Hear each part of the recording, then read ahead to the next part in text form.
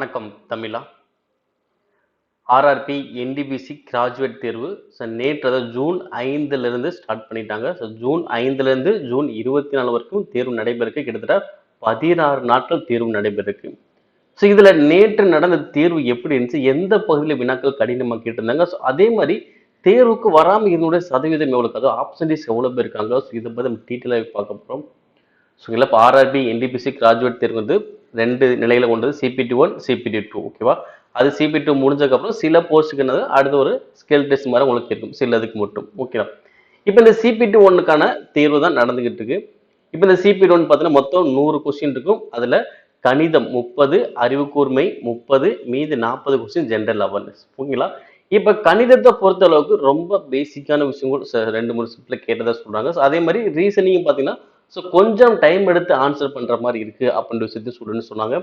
அந்த general awareness பகுதி மட்டும் தான் ரொம்ப கடினமாக சார். எங்க இருந்து கொஸ்டின்ஸ் வந்ததுன்னு தெரியல, அந்த அளவு கொஸ்டின்ஸ் கடினமாக இருக்கு அப்படின்னு சொல்லி ஜென்ரல் அவேர்னஸ் பகுதி தான் சொல்றாங்க. ஏன்னா இப்போ மேக்ஸோ ரீசனிங் கண்டிப்பா நம்ம எதோ இடத்துல பார்த்துருவோம் கொஸ்டின்ஸ், ஓரளவுக்கு புரிஞ்சுக்கோ, ஓரளவுக்கு என்ன பண்ண ஆன்சர் பண்ண ட்ரை பண்ணும். பட் ஜென்ரல் அவேர்னஸ்க்கு நம்ம படிச்சு வந்தால் தான் நம்ம ஆன்சர் பண்ண முடியும், இல்லைங்க பண்ண முடியாத சூழ்நிலை தான் வரும். அதை என்ன சொன்னாங்க, அந்த பகுதி ஜென்ரல் அவேர்னஸ் பகுதி மட்டும் தான் கொஞ்சம் கடினமாக இருந்துச்சு அப்படின்ற மாதிரி சொல்லியிருந்தாங்க.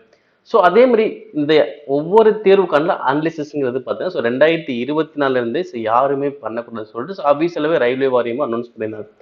அதனாலதான் நம்ம என்ன பண்றது, நிறைய ஸ்டூடெண்ட்ஸ் இன்னும் ரிப்பீட்டா கேட்டே இருப்பாங்க, சார் தேர்வு நடக்கிற கொஸ்டின்ஸ் வந்து அனலைஸ் பண்ணி வீடியோ கொடுங்க சார் சொல்லி நம்ம அதுக்கு முன்னாடி வரைக்கும் கொடுத்துட்டு இருந்தோம். 2024 முன்னாடி வரைக்கும்.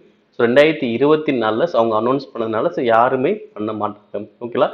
சப்போஸ் அப்படி ஏதாவது ஸ்டூடெண்ட்ஸ் ஏதாவது கொஸ்டின் சொன்னாலும் அதை அவங்க டைரக்டா அனலிசிஸ் போடாம கொஸ்டின்ஸ் ரிவ்யூ இல்லை practice question, most expected questions, இந்த மாதிரி உங்களுக்கு என்ன பண்ணலாம் கொடுக்கலாம். மித்தபடி அவங்களுக்கு டைரக்டா அனலைஸ் பண்ணி கொடுக்க மாட்டாங்க. ஓகேங்களா? ஓகே, நம்முடைய தமிழ் ஐசனிங்ல மேக்ஸ் ரீசனிங் ப்ராக்டிஸ் செட் வந்து கொடுக்கும். அந்த ப்ராக்டிஸ் செட்டை நீங்க தொடர்ந்து ஃபாலோ பண்ணிட்டு வாங்க. கண்டிப்பா என்ன பண்ணா நாம நல்லா ஸ்கோர் பண்ண முடியும். ஓகேவா? அப்ப ஜென்ரல் அவேர்னஸ் பகுதிக்கு முக்கியத்துவம் கொடுத்துங்க அடுத்த தேர்வு எழுதக்கூடிய ஸ்டூடெண்ட்ஸ். ஓகேங்களா? அதே மாதிரி இந்த ஆப்சன்டீஸ் பார்த்தீங்கன்னா கிட்டத்தட்ட 49% பேர் கிட்ட பார்த்தீங்கன்னா ஆப்சன்டீஸ் இருக்காங்க. நிறைய இடத்துல பார்த்தீங்கன்னா 2க்கு 1, அதாவது கிட்டத்தட்ட ஒரு 45-60% வரைக்கும் சில இடங்கள் ஆப்சன்டீஸ் இருக்கு. ஓகேவா?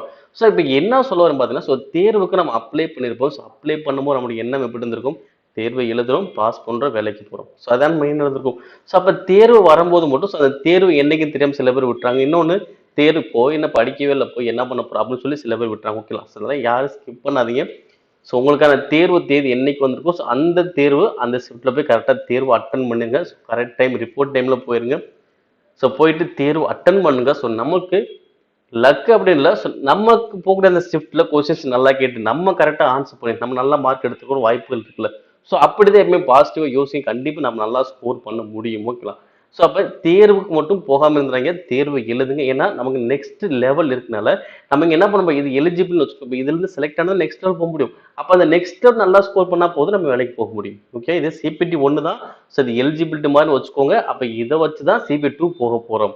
அப்ப ஷார்ட் லிஸ்டிங் போது உங்களுக்கு என்ன பண்ணுவாங்க, வேகன்சி விட அதிகமா தான் என்ன பண்ணுவாங்க, CPT-2க்கு கூப்பிடுவாங்க. அப்படிங்கும் போது நம்ம நிறைய பேர் போக வாய்ப்புகள் இருக்கு.